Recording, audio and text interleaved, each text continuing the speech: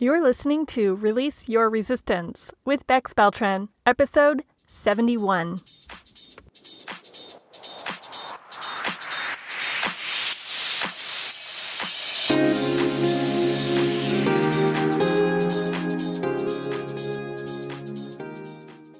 Welcome to Release Your Resistance. This is Bex.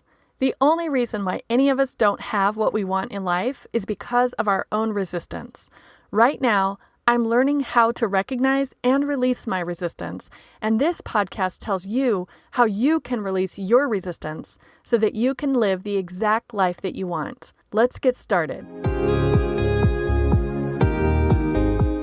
Finish this sentence. I wish I was a person who was more... Did you mention a specific quality when you finished that sentence?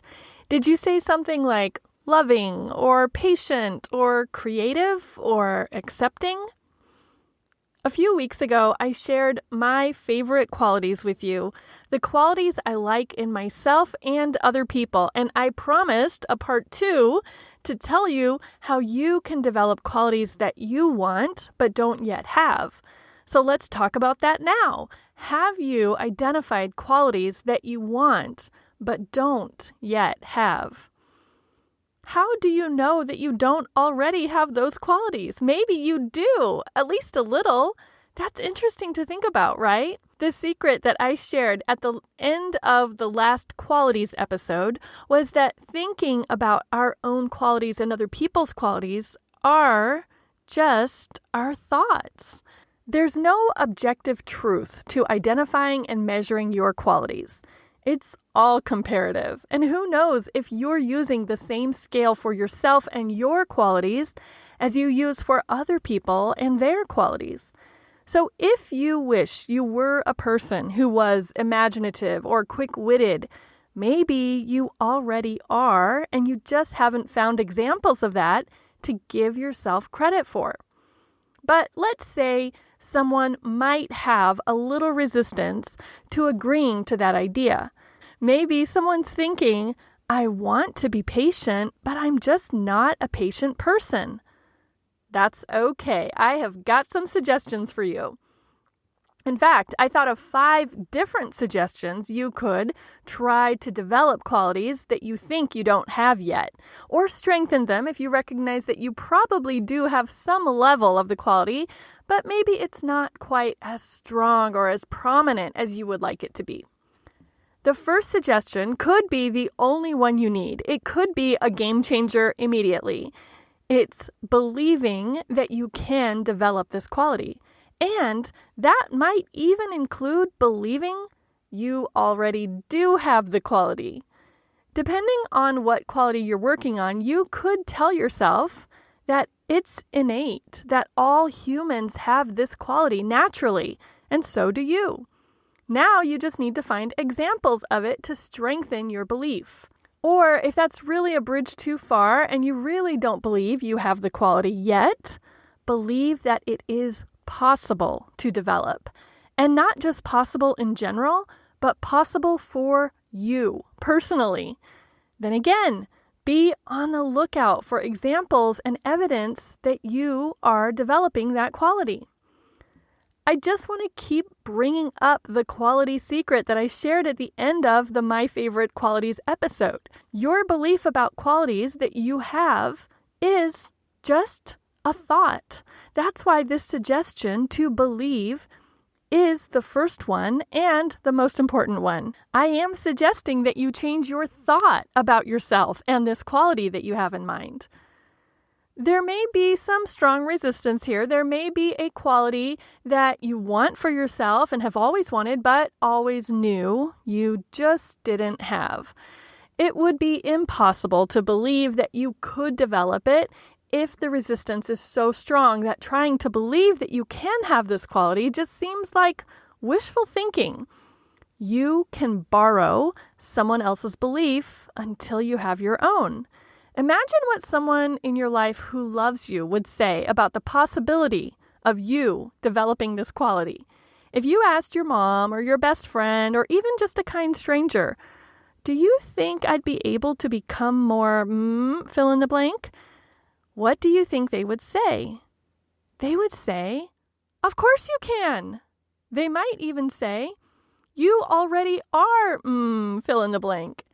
And this doesn't just have to be an imaginary exercise. You can actually pause this podcast and call or text or go check in with someone right now to hear their actual response. In fact, ask me right now, "Bex, do you think I can develop this quality?"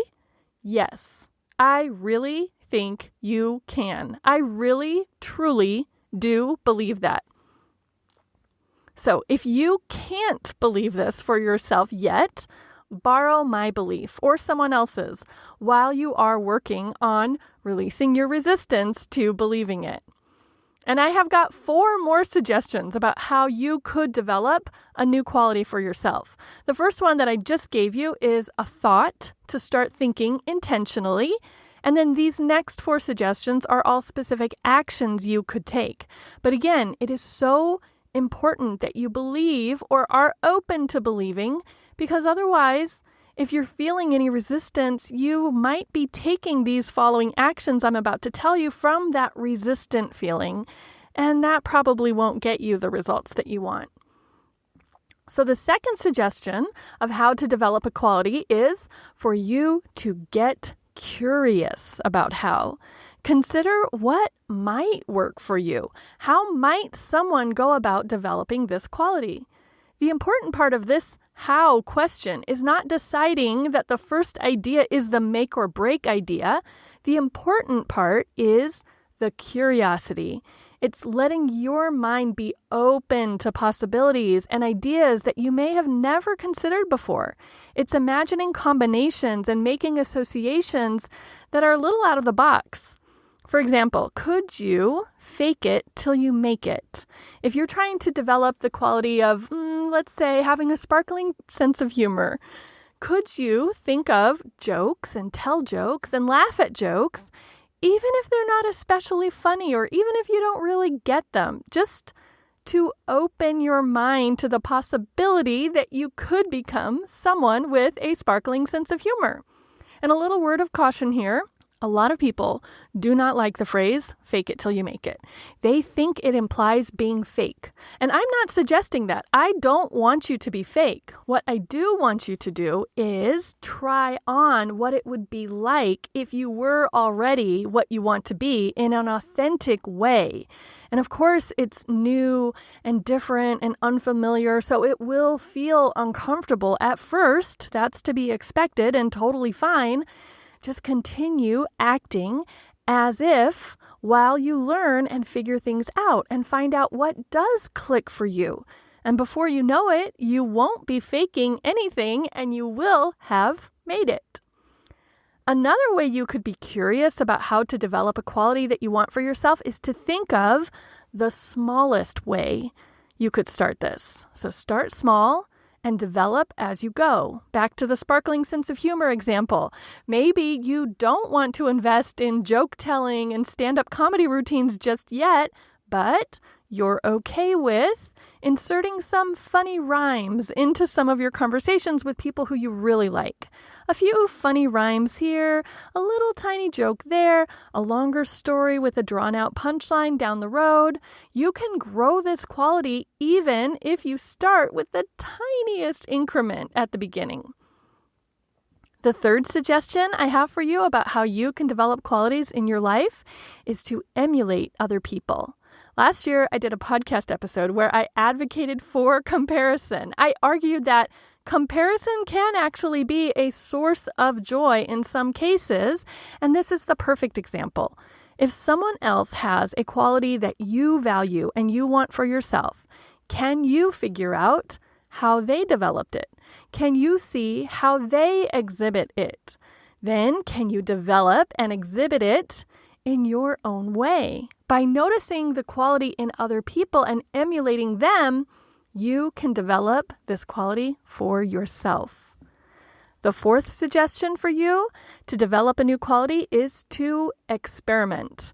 As an example, let's use the quality of being creative. Can you do creativity experiments for yourself to see if conducting those experiments makes you believe you're more creative?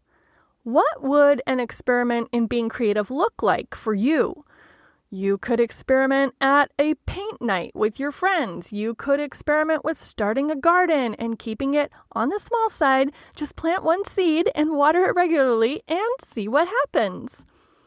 Part of experimentation could include routine practice. Let's keep using the quality of being creative as our example. And before we keep going, let's just check in and get on the same page.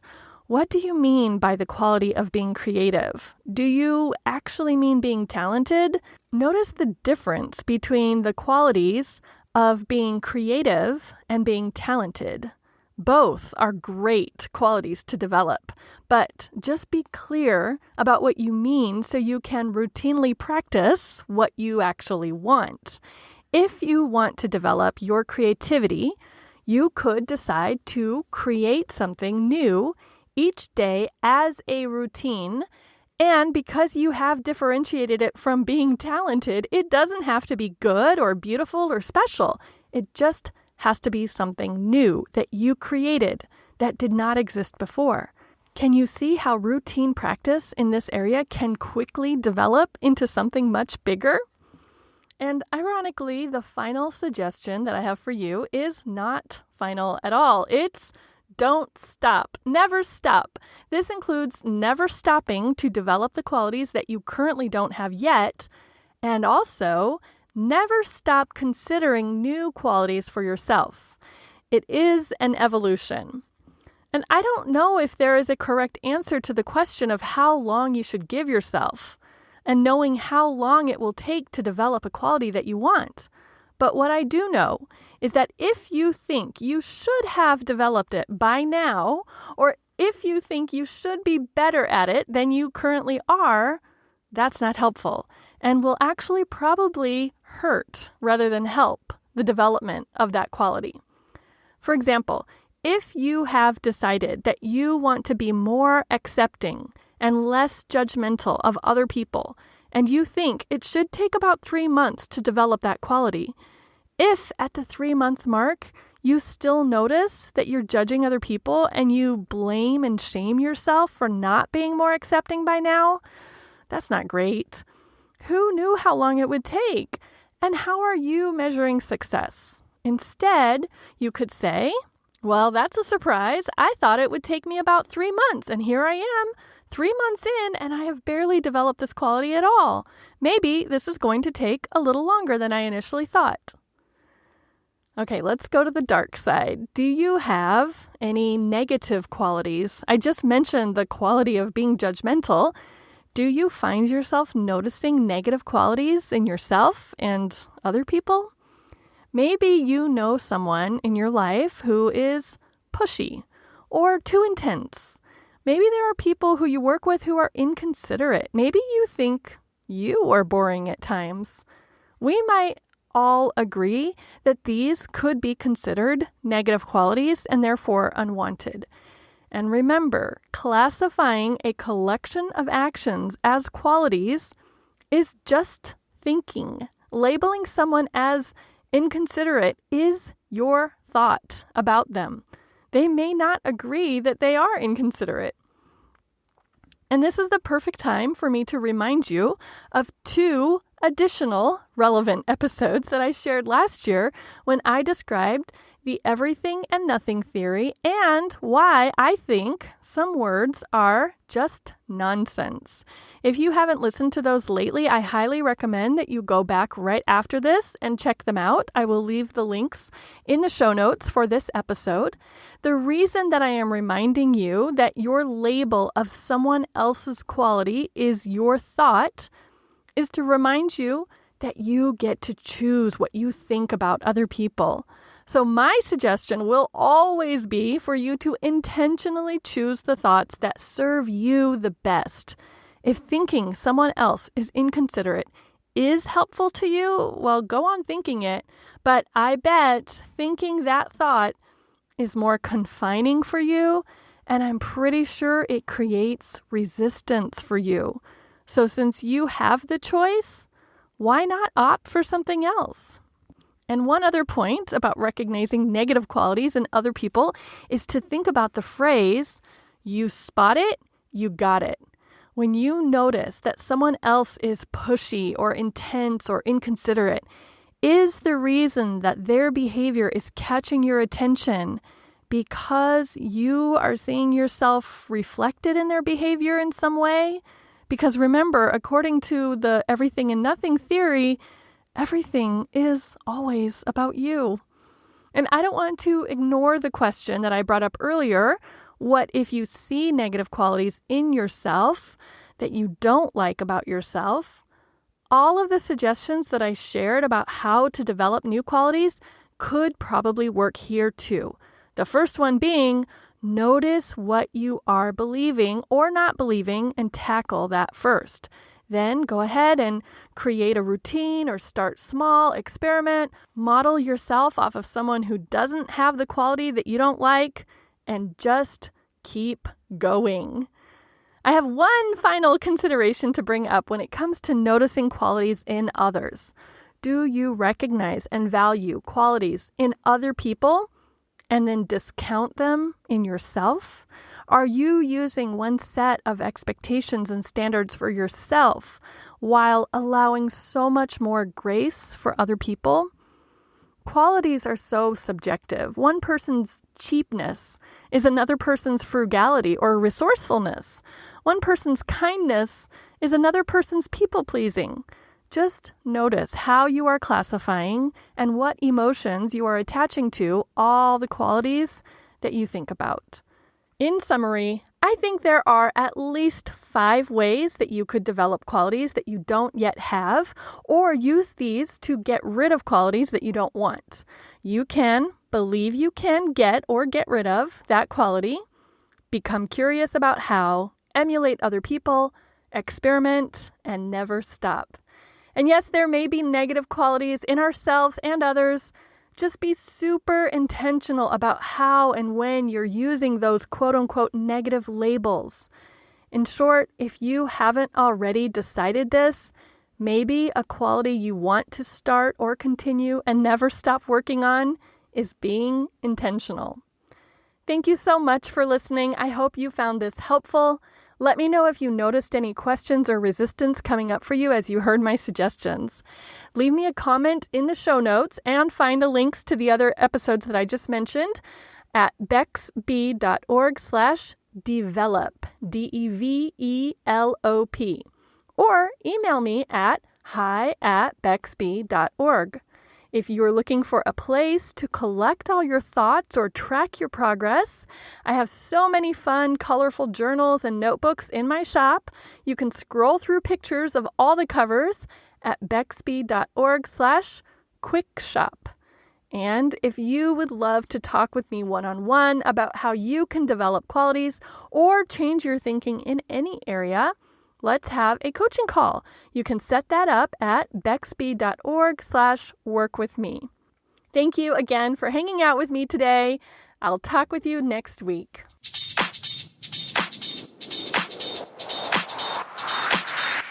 This has been Release Your Resistance. Thank you for listening. If you like this podcast, make sure you're subscribed and leave a review on Apple Podcasts. Also, think about someone who you know who would love this episode and share it with them. There should be a share button on your app if you're listening to this on your phone. If you'd like to continue this conversation one-on-one or in real time, come visit me on my site at bexb.org to see how we can work together.